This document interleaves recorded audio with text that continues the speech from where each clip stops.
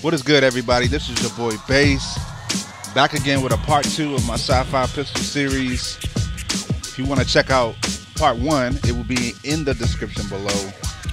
Make sure you check it out, like that video, give me some criticism, some feedback. Basically, that video was converting from a high poly to a low poly. In this video, we're on to step number 2. From the low poly, we're going to throw on a UVW UNWRAP modifier on there and begin to start the process of getting the UV.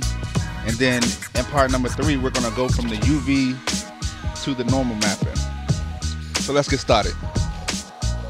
Now first, before you do anything after you convert from after you convert from high poly to low poly, you're going to want to go to X views and check out to see if you have any overlapping faces, isolated vertices, holes in your mesh, overlapping vertices, or flip faces.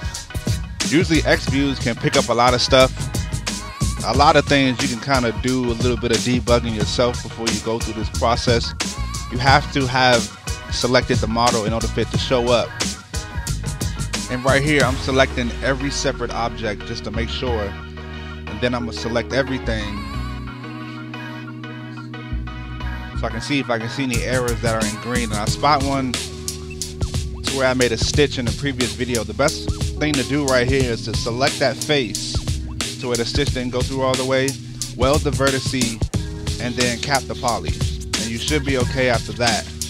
I've had problems with this in the past and I really didn't know how to handle it, but you know, you have your own debugging tools. So let's get on to the UVing process. Now, to explain the UV, if I haven't said it before, it's basically a canvas. Now, when you're making a model, this canvas is balled up, you know, it's separate, it's not in the same spots. So I want my canvas to be flat. So I'm taking certain pieces of the model and I want them to show a certain way, and just to make sure that, you know, the orientation of my texture is in the right way, basically. So I'm gonna want it to be flat. Now I'm using something called text tools. I'm really not using anything that's in Max anymore because text tools is a lot easier to use. I can just iron out a certain part and then relax it and then just come back to it later. Now right here, I'm not placing it inside of the UV box that's in this window, that's in the UV modifier window. I'm not placing it in the box just yet because nothing is attached. And I'll explain this a little bit later. Right now, I'm just separating pieces based upon smoothing groups. And I know where the smoothing groups are. And then if I forget at any point in time, I'll just click off to what I have selected, and then I'll check to see where the smoothing groups are really at. But when it comes to normal mapping and you want your normal maps to come out as clean as possible, you don't want 90-degree angles as far as where the normal mapping or the projection modifier is projecting as far as your normals. And I've had to learn that the hard way because I've had certain stuff to where it could have came out right, but because it was a 90-degree angle, it just messed the whole thing up. So I'm just selecting chunks and I'm ironing them out, and then I'm relaxing them, and I'll just come back to it later. Usually I'll have like an angle select on to like 25 degrees at times. At other times I'll have like 45 degrees just to get certain chunks of smoothing groups to where I know that it can come out properly. Now this process can take from either, let's say, about a half an hour depending on your model, or let's say about 2 hours to like 3 hours if you really don't know what you're doing. I try to visualize what I want certain pieces to look like, and I try to minimize certain pieces that won't be seen. Like for instance right here, it's a little trick that I do. I'll select half of the inside and then leave one piece hanging, and then I'll deal with it a little bit later, but eventually I want it to be flat. But I know I cannot grab the inside of that cylinder and make it flat myself, so I just have my own little process, and I'm doing it right here. I know I really can't make that flat myself unless I stitch an edge in there, but I don't feel like going through that process. So I'll select the whole ring except one, and then place it and deal with it later. So now we're done with the main piece with the iron sight, and now we're about to go to the grip. And again, I haven't attached anything, so it's going to be a brand new UV window. You're going to want to uncheck that checkered box. It kind of messes with your eyes and the orientation of certain things. Again, I'm paying attention to smoothing groups. I know for this piece, the main part of the grip is on its own smoothing group. I've tried to, as you can see right here, keep it as one piece, but I felt like it was going to be a little bit of stretching, and it just wasn't going to work. So I decided just to keep it to where it's the grip, then the handle, and then it's mirrored on the other side. I would try to stitch it, but it's a little bit of stretching right there, so I'm gonna just leave it as separate pieces. Right there, I was trying to use the pelt modifier or tool, and I was trying to relax it, but it just wasn't working. Later on, I end up using peel to make it look a little bit better than what it is right now. But I'm just trying to get generalized pieces. I'm trying to get nice, good chunks of the actual model to where I know that a nice texture would look, you know, substantially good on it. Now, I know that people that definitely know how to do this and are asking, you know, why is he not using a UV grid? It's the reason why, because I'm just getting just chunks of the model to where I know that the smoothing groups are. It's a little bit easier. You have a lot of pieces that you're going to have to UV, and I have a lot of pieces that are separate. Once you have this down, this method, it gets a little bit easier. Now, it's a grid that you can go look up on Google called UV grid, and it will display whether or not, you know, your UVs are facing the opposite way, or they're upside down or right side up, but we haven't gotten to that part yet. It's a part in here that a lot of people aren't taught. It's a technique that I kind of picked up myself. I know that there's a 90-degree angle on this piece that I'm doing right here, but the reason why the top of it is stitched all together is because I know that it's not seen. So I can leave it that way so I know wouldn't nobody see it. Now, I didn't want to just leave a hole right there, so I just kept a generalized piece, because the gun, I wanted to be sci-fi, but, you know, it can come apart a little bit. You know, maybe want to put a little bit more extra animations on there. I'm not sure. Right here, I'm going to go on to the trigger. One of the most simplest parts on this gun. Basically, I'm just taking one side and using the iron. I did not uncheck normalized map, so it ended up in the UV plane. I don't want it in there at this moment because I don't want anything to be skewed. When you put it in there, it gets skewed sometimes, and it's not the shape that you want it. So I like the technique, if you leave it out and then scale it all the way down at the end with everything else, it just becomes a little bit easier. And right here, I'm using a technique that I said in the beginning of the video, to where I select the whole cylinder or circle or pipe or tube or whatever except one side. And I'm gonna leave it that way for a reason, because I can stitch it and relax it later on and it'll come out perfectly fine. But I'm just trying to speed through this so I can get to the point to where I can attach everything. So again, you know, don't really mind the fact that it's not stitched. That's not the final product. I'm just trying to get all the basic chunks together. Right here, I know where the smoothing groups are. This was probably one of the hardest pieces to smooth. Based upon UVs, you just have to know where you want something to project. So right here, I'm just selecting all of the 90-degree angles first, and I'm bringing them out with the iron tool. Again, I'm using text tools, not the modifier tools with the UNWRAP modifier. Again, text tools is just a little bit easier. Just click on the right side of the screen. I don't really have to go as far away from the UV plane as I would need to. Right here, this is basically one chunk, and I'm just seeing how it would look if I was to flatten it all together, and then I realized that, you know, I can't, because it's mirrored on one side, so I'm gonna have to split it down the middle. And this is the process that I'm taking right here.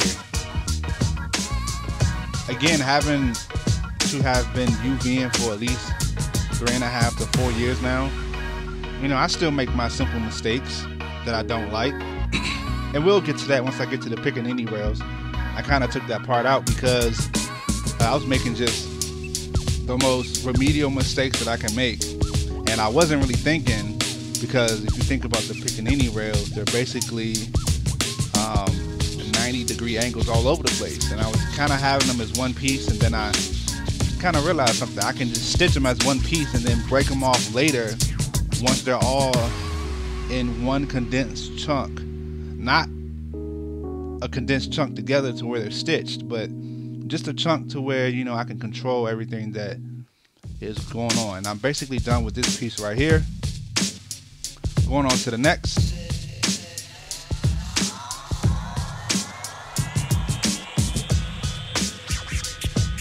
And I'm just collapsing every modifier that I have, and then with the main piece I'm gonna stitch.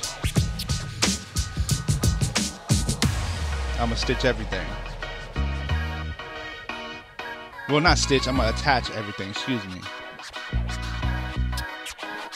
So again, I did not stitch these pieces together, I attached them so that they will pop up in the same UV plane. Now from right here, all I really have to do is select the piece that I want. Now some pieces didn't come out right and I wasn't unsure what actually happened, so I had to re-UV them on the fly. Max can bug out at any point in time. Everyone that uses Max know this. Like, anything can happen. Like, I've had parts to where I'm doing something and the faces, you know, are just appearing backwards for some odd reason. So right here I'm restitching and relaxing and just trying to make sure that the pieces are coming out the way I want them to come out. I truly don't know what happened. Maybe I didn't have normalized map check or something, and it just was too small to realize what was going on. But with text tools, the UV process is about 100 times easier, especially when you're UVing based upon smoothing groups and not to hide seams. I mean, it's good to hide seams, but you know, there's times to where a seam just can't be hidden, and you might have to use the canvas tool in Max or somewhere else to try to hide it yourself. But as long as your texture is tiled right, seams really won't show, especially with your normal maps on. Seams aren't going to pop up as easy. I mean, they'll be there, but not as easy.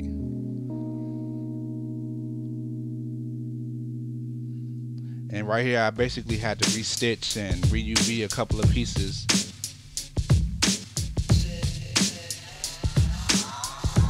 Just to make sure that they came out the way I wanted them to. Now this is a part to where I was talking about I relaxed it, and well, I ironed it and then relaxed it again because the pieces were separate, because that's the way I wanted them to appear. And then I'm gonna break it off because it's on a 90-degree angle, and I want to make sure that the normal maps come out as perfect as possible. And I'm gonna repeat this process a couple of times, starting with these pipes or tubes underneath the iron sight in the main body of the gun. And I'm gonna just use one of my stitch modifiers or tools, iron it and relax it. No, actually you don't have to iron it, excuse me, just relax it, because I did the iron part right there. It kind of smushed it up again and it wasn't a flat surface. So you can just relax it, do not iron, relax it, and you'll get the part, or you'll get it to look how you really want it to look. And relax right here. Just moving forward, I'm getting generalized pieces together, and I'm throwing on my grid right here, but you really can't see it because the UV maps are really big. I'm just trying to relax certain pieces. Now right here, do not do this. I tried to relax 1, 2, 3, 4, 5, 6, 7, at least 10 pieces at one time. So Max is trying to do the math. You don't want to crash the computer. Do not relax more than one UV plane at a time.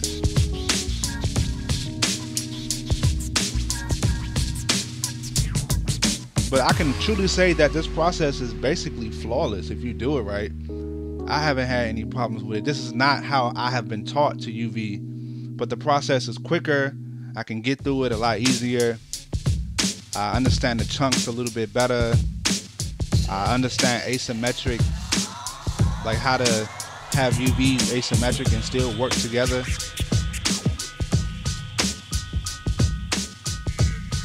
Right here I'm doing my little stitch combination where I stitch it together, relax it. I'm doing the same thing right here, and then I'm going to introduce the pelt modifier, something that I really like. I love the pelt modifier. You can probably use this if you don't have text tools, if you really know how to use it and manipulate it the way you want to. So I'm trying to relax it right here, but it's basically relaxed to the point to where it won't go anymore. So I'm starting to use the pelt modifier to manually move the UVs in the direction that I want it to. I believe there are some tutorials on it. If not, then I guess I'll make a video at some point in time. And I know these videos may get a little bit boring at times, because UVing is a very boring process to me. I usually have music in the background or on the computer that I'm using, or maybe on the TV I'm doing something else. Because to sit here and think about this, it can be time consuming. It can really get you frustrated. Usually the best possible thing is just don't think about it.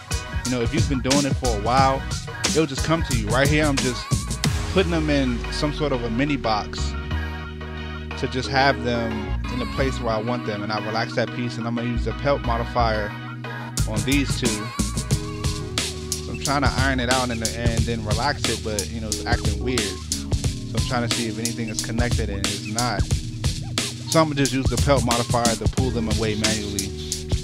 And just to keep it even on both sides of the grip and the handle, I'm going to do it on the other side too, just to make sure that they're pretty much even. Then I'm going to size it down a little bit later. You can see the pickaninny rails to the left of the trigger right here. Usually, as a person that have unwrapped it before, you kind of know where pieces are. You kind of know the orientation even without the UV grid. I'm pretty good at that right now. And this is the part that I didn't show, the correct part. So basically I'm going to stitch every side of the pickaninny rail together. Then I'm going to have them oriented in a way to where they're correct and they're facing the right way. And then I'm going to have a process to where I'm breaking them off, but they're close enough to each other that any texture you really won't see, you know, any holes or dark places or any buckling or stretching. Because I know that there are at least 2 to maybe 3 90-degree angles on every pickaninny rail.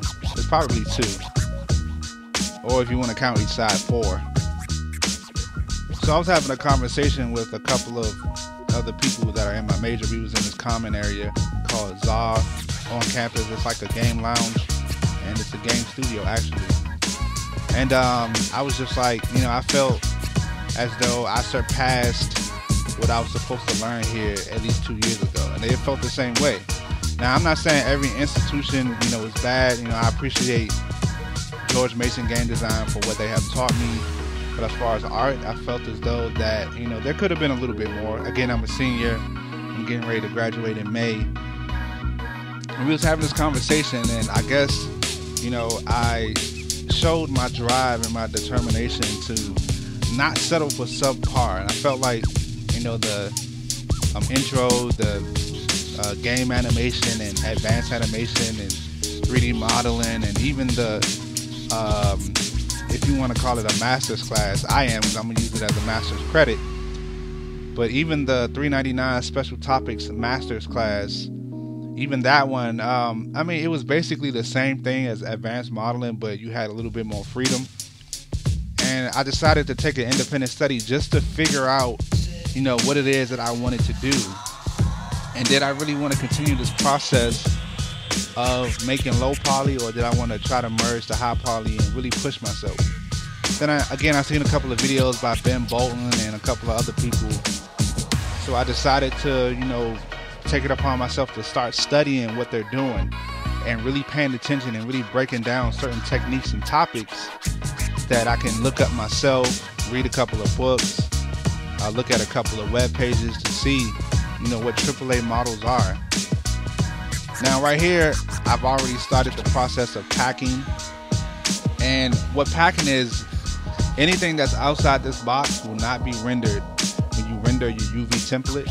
So everything has to be condensed down into this box in order for it to be displayed. Now, if there's other tricks with this, I do not know it at this time. If you do, leave a comment down in the description. And we're at the end of the process. People can usually pack the way that you want to, or you can, right here I have a spot where I'm noticing that the seam is facing a different way, so I'm trying to move it. And I'll just use the pelt modifier to kind of straighten it out. But again, what was happening was, you know, we needed to get to another level as far as artists, and you have to take it upon yourself to reach that next level. You know, it is up to you.